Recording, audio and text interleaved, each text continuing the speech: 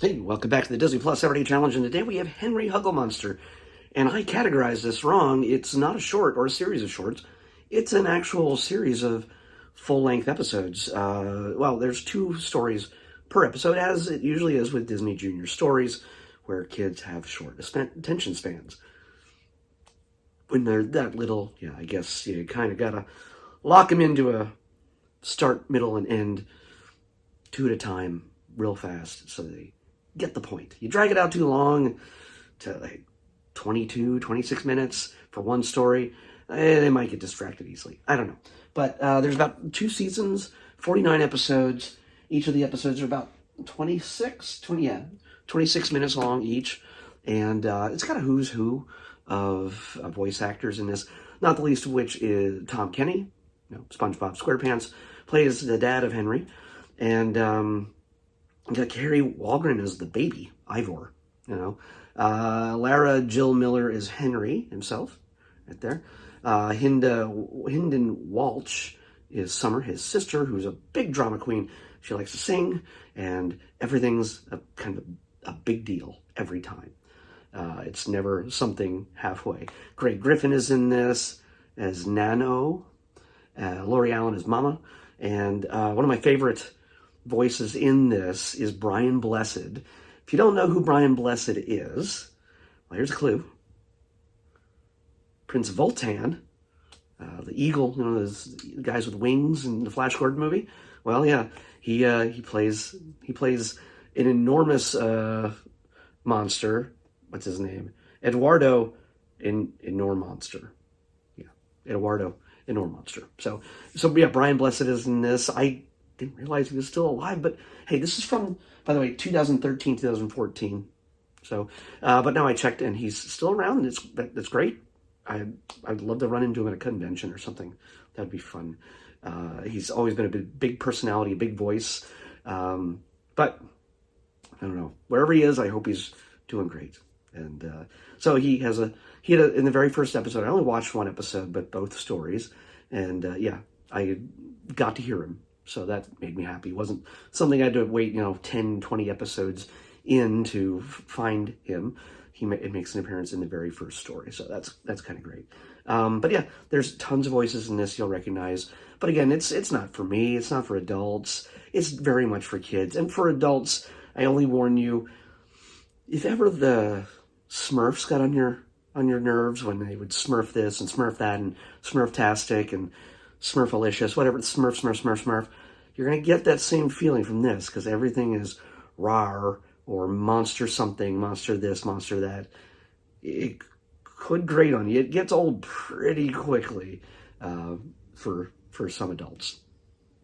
But for the most part, kids will find it adorable, it'll find it precious, and the stories are really about family and finding a solution to a problem as a family. Not everybody always has the right answer on your own. Henry is not always the one who knows what to do to get things right. Yeah, he tends to be the hero who kind of figures things out, because he's the one that we're all sort of connecting with.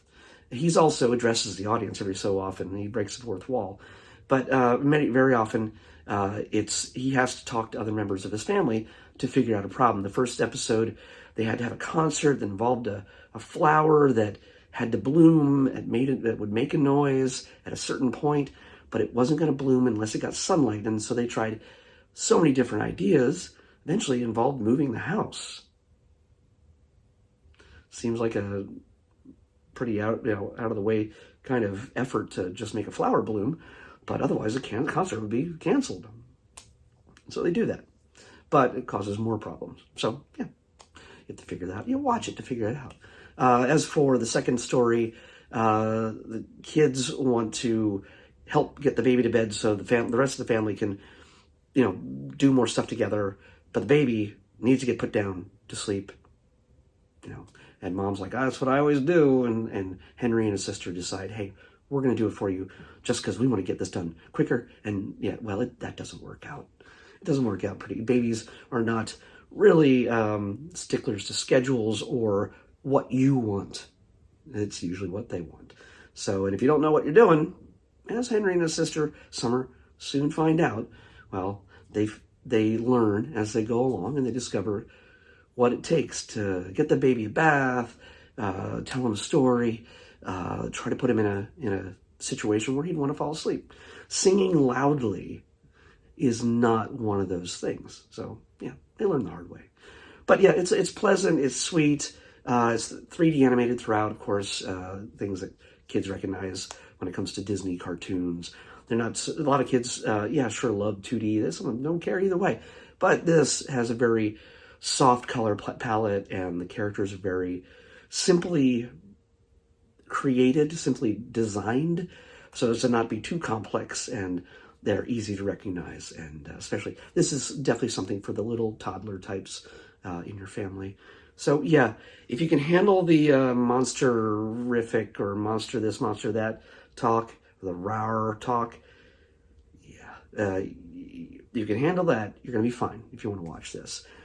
But you might have a fan already in the house. But let's pick tomorrow's episode. 55.